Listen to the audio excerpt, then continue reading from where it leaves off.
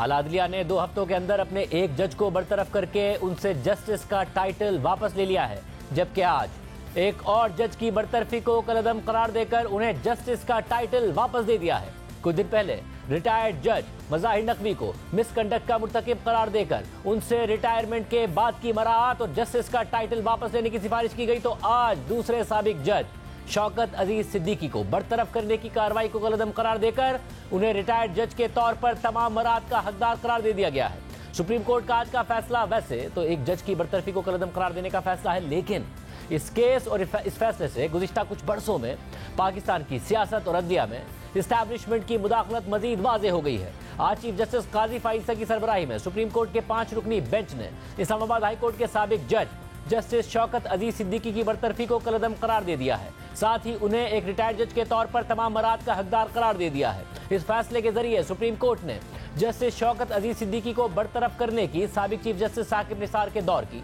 Supreme judicial council की सदर आरिफ अलवी को पेश की गई राय और उसके बाद तहरीक इंसाफ की वफाकी काबीना और वज़ीर आज़म इमरान खान की एडवाइस पर जारी किए गए नोटिफिकेशन को कलअदम करार दे दिया है। रवा साल 23 जनवरी को जस्टिस शौकत अजीज सिद्दीकी बरतरफी केस में सुप्रीम कोर्ट ने केस के किरदारों, ISI के साबिक सरबरा lieutenant general Faiz Hameed, brigadier Irfan Ramay और साबिक chief justice Islamabad high court justice Anwar Kasi के तहरीरी जवाबात के बाद अपना फैसला महफूज कर लिया था, जो आज सुना दिया गया है। जस्टिस रिटायर्ड शौकत अजीज सिद्दीकी को अक्टूबर 2018 को उन बयानात से मुतालिक मिसकंडक्ट पर ओहदे से निकाला गया था जो उन्होंने अदलिया पर इस्टेब्लिशमेंट के दबाव से मुतालिक दिए थे, और इस्टेब्लिशमेंट के दबाव का ताल्लुक नवाज शरीफ के केसेस से मुतालिक था जो 2016 में पैनामा पेपर्स पर मंजर आम पर आने के बाद नवाज शरीफ के खिलाफ शुरू किए गए थे। और बाद में तफसीलात भी सामने आ गई थी कि नवाज शरीफ को सजा दिलाने के लिए पहले सुप्रीम कोर्ट को मैनेज किया गया और फिर सुप्रीम कोर्ट के जरिए JIT को मैनेज किया गया, और इस्टेब्लिशमेंट ने अपना और सुप्रीम कोर्ट का असर इस्तेमाल करके मातहत एहतसाब अदालतों को मैनेज किया। और जब नवाज शरीफ के खिलाफ एहतसाब अदालत से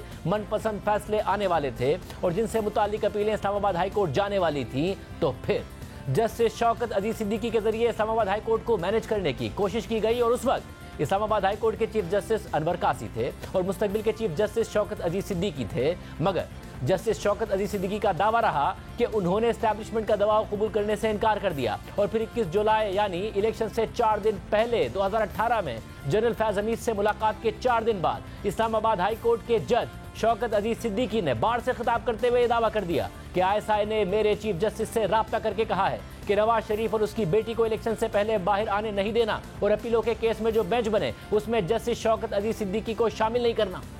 मैं अल्लाह को गवाह करके, मैं आपको गवाह करके, अपनी बार अपनी माँ को गवाह करके ये बात कर रहा हूँ। आज के इस दौर में ISI पूरी तरह जुडिशियल प्रोसीडिंग्स को मैनिपुलेट करने में इन्वॉल्व है। ISI के लोग मुख्तलिफ जगह पहुंचकर अपनी मर्जी के बेंच बनवाते हैं, केसों की मार्किंग होती है। मैं अपनी हाई कोर्ट की बात करता हूं, ISI वालों ने मेरे चीफ जस्टिस को अप्रोच करके कहा कि हमने इलेक्शन तक नवाज शरीफ और उसकी बेटी को बाहर नहीं आने देना, शौकत अजीज सिद्दीकी को बेंच में मत शामिल करो। होना तो ये चाहिए था कि जस्टिस शौकत अजीज सिद्दीकी के बयानात की तहकीकात की जाती, मगर फिर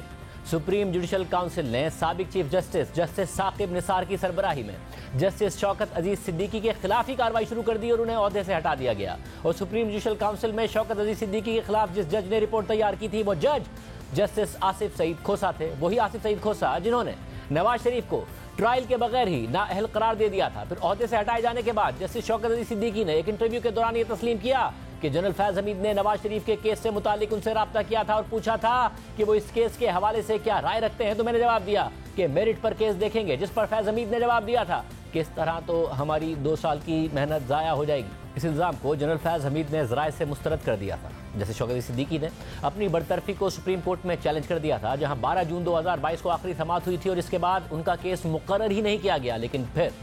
जस्टिस काजी फाइज़ ईसा चीफ जस्टिस बने तो उन्होंने इस केस को समाअत के लिए मुकर्रर किया और गुज़िश्ता साल दिसंबर में दोबारा समाअत का आगाज़ हुआ। Chief justice justice Qazi Faez Isa की सरबराही में justice Aminuddin Khan, justice Jamal Mandokhel, justice Hasan Azhar Rizvi और जस्टिस इरफान सादत खान ने समाअतें की, जिसके बाद अदालत ने आज फैसला जो महफूज किया था उसे सुना दिया है। यह फैसला खुद चीफ जस्टिस काजी फाइज़ा ने तहरीर किया है और शुरू में बताया है कि कैसे तेजी से जस्टिस शौकत अजीज सिद्दीकी के खिलाफ जस्टिस साकिब निसार की सरबराही में सुप्रीम जुडिशल काउंसिल ने मुकदमा चलाया और फिर फैसले में लिखा है कि सुप्रीम कोर्ट के फैसले के मुताबिक जस्टिस शौकत अजीज सिद्दीकी ने बिलाशुबा जनरल फैज हमीद पर, जो उस वक्त ISI में खिदमात अंजाम दे रहे थे और ISI में उनके चंद मातहतों पर इंतहाई संगीन इल्जाम आयद किए थे और उन पर इस्लामाबाद हाई कोर्ट और उसके दायरा इख्तियार में आने वाली एहतसाब अदालत में जेर समात बाज़ हसास मुकदमात पर असरअंदाज होने का इल्जाम लगाया था। लेकिन जस्टिस शौकत अजीज सिद्दीकी को अपने इल्जामात साबित करने का मौका नहीं दिया गया और ना ही उन्हें उन लोगों के सामने खड़ा किया गया जिन पर उन्होंने इल्जाम लगाया था। जब हमने इस कोताही को नोट किया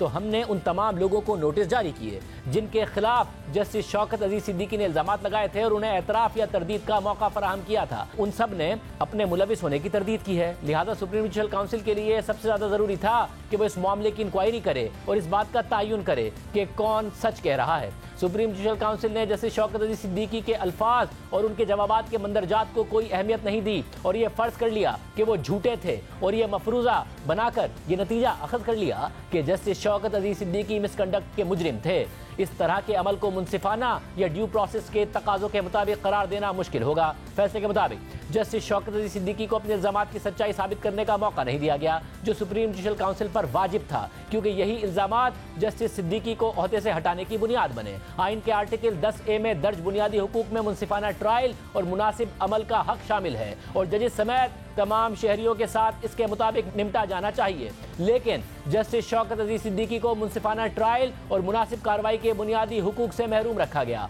आइन का आर्टिकल 209 ये शर्त नहीं लगाता कि जज के मिसकंडक्ट का तयन करते हुए उसे बुनियादी हुकूक से महरूम कर दिया जाएगा और ना ही ये आर्टिकल सुप्रीम जुडिशल काउंसिल को बुनियादी हुकूक के खिलाफ काम करने की इजाज़त देता है। तमाम साबका केसेस में जब जजिस के खिलाफ कार्रवाई शुरू की गई थी जिसके नतीजे में उन्हें ओहदे से हटा दिया गया था तो ऐसा शवाहिद की रिकॉर्डिंग के बाद किया गया था। जस्टिस इखलाक हुसैन के केस में उनको ओहदे से हटाने की राय देने से पहले शवाहिद रिकॉर्ड किए गए। जस्टिस शौकत अली के केस में सुप्रीम जुडिशल काउंसिल ने अपनी राय मुरत्तिब करने और उनकी बरतरफी की सिफारिश करने से पहले गवाहों के बयानात रिकॉर्ड किए। और मज़ाहिर अली नकवी के हालिया केस में सुप्रीम जुडिशल काउंसिल ने 14 गवाहों की शहादतें रिकॉर्ड की जिन्होंने मुतादिद दस्तावेजात पेश की। गवाहों को जिरा करने का मौका दिया गया और तभी सुप्रीम जुडिशल काउंसिल को यह पता चला कि मज़ाहिर अली नकवी मिसकंडक्ट के मुर्तकिब थे और उन्हें सुप्रीम कोर्ट के जज के तौर पर हटा दिया जाना चाहिए था। फैसले के मुताबिक सुप्रीम जुडिशल काउंसिल ने इंक्वायरी रोक दी थी, लेकिन किसी मजबूरी या माकूल वजह से ऐसा नहीं किया गया था,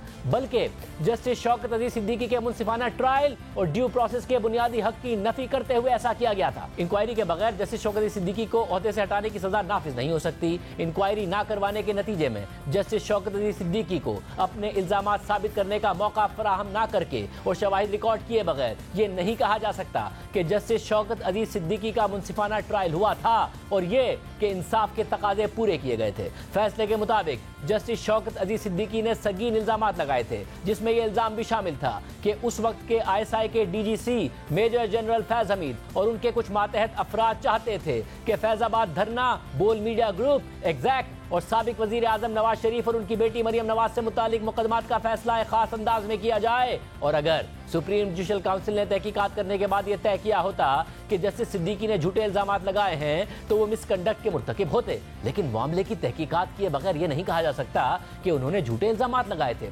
सुप्रीम जुडिशल काउंसिल को इस मामले की तफ्तीश करनी चाहिए थी। शो कॉज नोटिस के अपने जवाबात में जस्टिस शौकत अजीज सिद्दीकी ने कहा था कि उन्होंने डिस्ट्रिक्ट बार एसोसिएशन से जो कहा था वो दुरुस्त था और अपने जवाबात में ताकतवर लोगों के खिलाफ मजीद इल्जामात लगाए थे। इन हालात में कम अज कम जस्टिस शौकत अजीज सिद्दीकी को हल्फ पर गवाही देने के लिए कहा जाना चाहिए था और अपने इल्जामात को साबित करने का मौका फराहम किया जाना चाहिए था, लेकिन ऐसा नहीं किया गया और जिन लोगों के खिलाफ इल्जामात लगाए गए थे उन्हें उनसे जिरा करने का मौका फराहम किया जाना चाहिए था और उन्हें गवाही देने और इल्जामात की तरदीद करने का मौका भी फराहम किया जाना चाहिए था। आइन का आर्टिकल 210 सुप्रीम जुडिशल काउंसिल को किसी भी शख्स की हाजिरी या किसी दस्तावेज की दरियाफ्त या पेश करने का हुक्म देने का इख्तियार देता है, लेकिन सुप्रीम जुडिशल काउंसिल ने इस इख्तियार का इस्तेमाल नहीं किया। आइन के आर्टिकल 19 में कहा गया है कि कानून की तरफ से आयद किसी भी माकूल पाबंदी के ताबे रहते हुए हर शहरी को इजहार राय की आज़ादी का हक हासिल होगा। सुप्रीम जुडिशल काउंसिल की तरफ से जारी करदा ज़ाब्ता अखलाक किसी जज को बार एसोसिएशन से खिताब करने से मना नहीं करता, यहां तक कि अवामी इज्तिमा से खिताब पर भी मना नहीं करता। सुप्रीम जुडिशल काउंसिल ने इल्जामात की सदाकत का पता लगाए बगैर और तहकीकात किए बगैर यह तय किया था कि जस्टिस शौकत अजीज सिद्दीकी सिर्फ इस वजह से बदइंतजामी के मुजरिम थे कि वो मामले को अवामी सतह पर लेकर आए थे। अगर जस्टिस शौकत अजीज सिद्दीकी ने जो इल्जाम लगाया था वो सच था तो उन्हें आला सतह पर होने वाले गलत कामों को उजागर करने पर सजा देना गैर मुंसिफाना होगा। लेकिन अगर उन्होंने जो इल्जाम लगाया था वो झूठा पाया गया तो वो मिसकंडक्ट के मुर्तकिब होंगे। लगाए गए इल्जामात संगीन थे और उनकी सदाकत का पता लगाया जाना चाहिए था, जिसकी आर्मी चीफ और हुकूमत पाकिस्तान ने भी वाज़ेह तौर पर दरख्वास्त की थी। जब तक कोई कानून किसी फर्द को कोई चीज अफशा करने से नहीं रोकता तब तक सच बोलने को कभी भी काबिल सजा नहीं बनाया जाता। फैसले के मुताबिक जैसा कि पहले बयान किया गया है कि सुप्रीम जुडिशल काउंसिल ने यह नहीं बताया कि जस्टिस शौकत अजीज सिद्दीकी किस मखसूस मिसकंडक्ट के मुर्तकिब थे। ऐसा लगता है कि सुप्रीम जुडिशल काउंसिल हैरान रह गई क्योंकि जस्टिस शौकत अजीज सिद्दीकी ने संगीन इल्जामात लगाए थे और अवामी सतह पर लगाए थे, इस बात को सराहे बगैर कि ये इल्जामात मजमूई तौर पर ISI के हवाले से नहीं थे बल्कि उसके रैंक के कुछ अफसरान के खिलाफ थे। फैसले के मुताबिक हुकूमत पाकिस्तान ने 24 जुलाई 2018 के अपने खत में इल्जामात की सदाकत का तयन करना चाहा था, लेकिन 10 जून 2021 को वफाकी हुकूमत की जानिब से एक बयान दायर किया गया जिसमें जोर देकर कहा गया कि रियासत के कुछ अफसरान के बारे में मखसूस इल्जाम पटिशन में लगाए गए थे और अदालत में पढ़े गए थे, वो बेबुनियाद और गुमराहकुन है और इस वजह से उनकी तरदीद की जाती है। और ये मज़कूरा बयान अटॉर्नी जनरल के दफ्तर की तरफ से दायर किया गया था जिसमें हुकूमत पाकिस्तान के खत की तरदीद की गई थी, लेकिन ये नहीं बताया गया कि ये कैसे पता चला कि इल्जामात बेबुनियाद थे। मिस्टर अनवर मंसूर खान जो उस वक्त अटॉर्नी जनरल थे, उन्होंने अपने ही तर्ज अमल से अपनी साख को मजरू किया था। सुप्रीम जुडिशल काउंसिल भी बज़ाहिर अटॉर्नी जनरल की कानून की गलत समझबूझ से गुमराह हुई। अटॉर्नी जनरल का नुक्ता नज़र जिसे सुप्रीम जुडिशल काउंसिल ने कबूल किया था वो आइन के मुताबिक नहीं था। फैसले के मुताबिक ड्यू प्रोसेस के बुनियादी हक की पासदारी करने में नाकामी के नतीजे में जस्टिस शौकत अजीज सिद्दीकी के साथ गैर मुंसिफाना सलूक किया गया और कयासराई के मुताबिक ये फर्ज किया गया कि वो झूठे इल्जामात लगा रहे हैं। ड्यू प्रोसेस की जरूरियात को नजरअंदाज करते हुए इनफरादी आज़ादी को रोक दिया गया और सच्चाई को दबा दिया गया। बदकिस्मती से इन दरख्वास्तों की समाअत और फैसला करने में होने वाली ताखीर का मतलब ये था कि इस दौरानिये में जस्टिस शौकत अजीज सिद्दीकी की उम्र 62 साल हो गई, जिस उम्र में हाई कोर्ट का जज रिटायर हो जाता है। इसलिए जस्टिस शौकत अजीज सिद्दीकी को जज के ओहदे पर बहाल नहीं किया जा सकता। फैसले के मुताबिक मज़कूरा वजूहात के पेश नज़र सुप्रीम जुडिशल काउंसिल की शौकत अजीज सिद्दीकी से मुताल्लिक 11 अक्टूबर 2018 की राय जो सदर मुमलिकत के सामने रखी गई थी और फिर इस हवाले से वज़ीर आज़म और काबीना अरकान के एडवाइस पर जो नोटिफिकेशन जारी किया गया था उसे मुस्तरद किया जाता है। नतीजतन जस्टिस शौकत अजीज सिद्दीकी को इस्लामाबाद हाई कोर्ट के जज की हैसियत से रिटायर समझा जाएगा और वो एक रिटायर्ड जज को मिलने वाले तमाम फवाइद और मराहत हासिल करने के हकदार होंगे। हमने इस मामले पर बात करने के लिए साबिक DG ISI general Faiz Hamid से रब्ता किया, लेकिन उन्होंने कोई जवाब नहीं दिया। वो प्रोग्राम में आकर अपना जवाब दे सकते हैं।